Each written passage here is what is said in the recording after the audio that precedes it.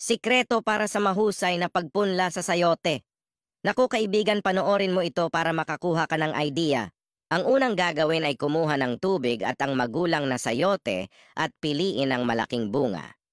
Ibabad lang ito sa tubig ng at least 2 oras. And after 2 hours, kumuha ng zip bag dahil ilipat naman natin ang bunga ng sayote na binabad sa tubig para mabilis mag-germinate. Pagkatapos mailagay, ay kailangan mo rin mag-spray ng tubig para manatiling moist ang loob.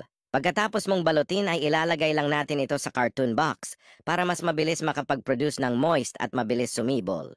Mainam na lagyan ng tape sa ibabaw para masara ng maayos. And after 1 week, pwede na kunin ang bunga ng sayote. Kung mapapansin nyo, ay mabilis lang nagkaroon ng maliit na talbos at umusli na rin ang mga ugat nito. Sapat na ito para ipunla sa lupa para sa mahusay na pagkakaroon ng mausbong na ugat. Ang gamitin na pagpunlaan ay coco peat, rice husk ash, composted cow dung. Halu-haluhin lang ito para makalat ng maayos sa isa't isa. Kumuha din ng disposable plastic para paglagyan nito. Ang purpose ay para madali lang natin kunin ang binhi kung sakaling mausbong na ang ugat. Napakasimple lang naman, ilagay lang ang isang piraso ng binhi sa bawat disposable plastic na pagpunlaan. Ibaon lang ng konti at tabunan lang ang ugat.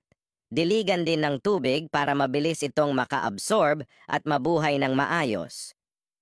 And after 3 weeks ay ganito na magiging resulta. Kung mapapansin nyo ay mausbong na ang ugat at may malulusog na dahon. Sa ganitong gulang na ay sapat na rin ito upang itanim sa permanenteng lupa.